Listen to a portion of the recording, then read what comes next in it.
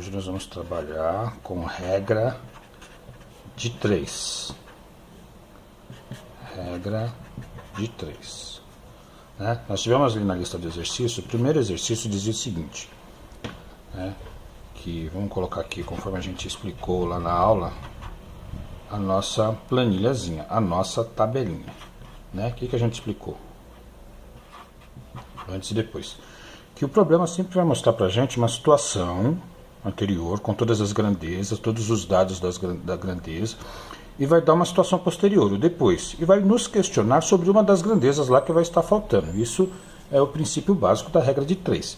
Então lá o que ele diz pra gente na nossa tabelinha, o que nós vamos ter lá de grandeza? Nós temos o peso e a quantidade de litros de álcool, né, que o problema nos fornece.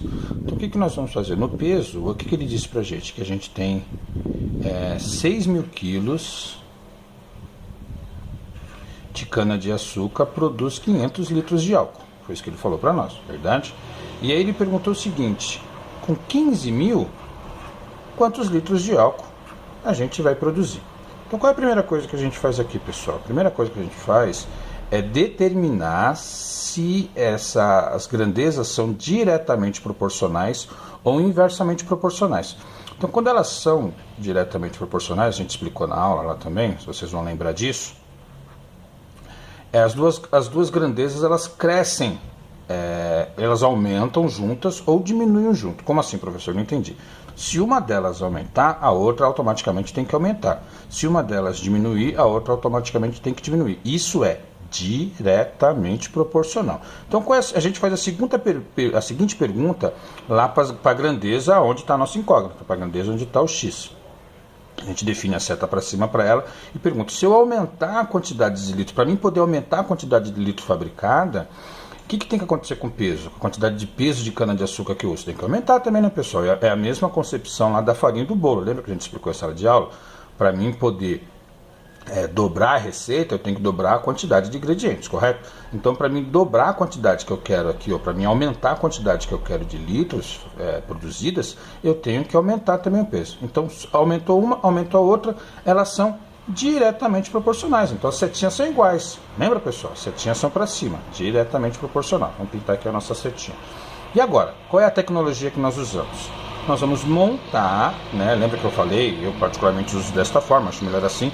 Nós vamos colocar aqui, copiar exatamente na posição como está, através de fração, através de uma proporção, essa nossa incógnita, a nossa tabelinha aqui, a nossa coluna, onde está o nosso x. Então, 500 sobre x é igual, aí eu copio a outra grandeza, se ela é diretamente proporcional, exatamente da forma como ela está aqui, na mesma posição. 6.000 sobre 15.000. Como é que eu resolvo agora, depois que eu fiz isso? Lembra, pessoal, que a gente vai fazer a multiplicação em x? Lembra que o professor explicou na sala de aula? Desculpa, pessoal, vamos primeiro simplificar isso aqui, para a gente poder trabalhar com números pequenos.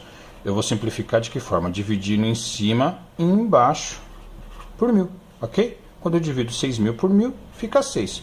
Quando eu divido 15.000 por 1.000, fica 15. Lembra? A gente explicou sobre a simplificação na sala de aula, para a gente poder trabalhar com números menores. Quanto menor for o número da fração que a gente estiver trabalhando aqui, mais fácil vai ser para a gente resolver, ou menos difícil vai ficar a nossa resolução aí. Entendeu, pessoal? Então o que a gente vai fazer agora? Eu pego x, multiplico por 6, vai ficar 6x é igual a 5.000, a 500, desculpe, vezes 15. 500 vezes 15 é 7.500. Copio o x, o 6 está multiplicando aqui, pessoal, ele vai passar para o lado de lá dividindo. Lembra, a gente também já explicou isso em sala de aula. Dividindo 6. X vai ficar igual a 1.250. Como assim, professor? Como é que você chegou a esse 1.250? Vamos explicar como é que faz essa divisão. Na teoria todos deviam saber, mas vamos aqui auxiliar quem não sabe, né? Ninguém é culpado por não saber algo. 7.500 dividido por 6, como é que eu faço isso? Eu pego o 7, eu verifico se o 7 dá para dividir por 6. Dá? Sim, dá, professor.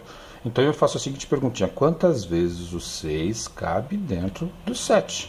Uma vez, né, pessoal? Uma vez 6, 6. 7 menos 6, 1. Baixo 5 aqui. Faço a mesma pergunta. Quantas vezes o 6 cabe dentro do 15? Duas vezes, né, pessoal? 6, 2 vezes 6, 12. Subtrai que também, vai dar o 3. Baixo esse zero aqui. 30 dividido por 6, quantas vezes o 6 cabe dentro do 30? 5 vezes. 5 vezes 6, 30. 30 menos 30, 0. Pega esse zero, baixo e coloca ele aqui. Beleza, pessoal? 1.250. Então, qual é a nossa resposta? Com 15.000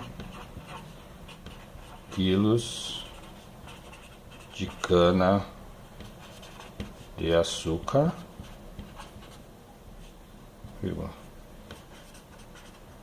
dá para produzir 1.250 litros de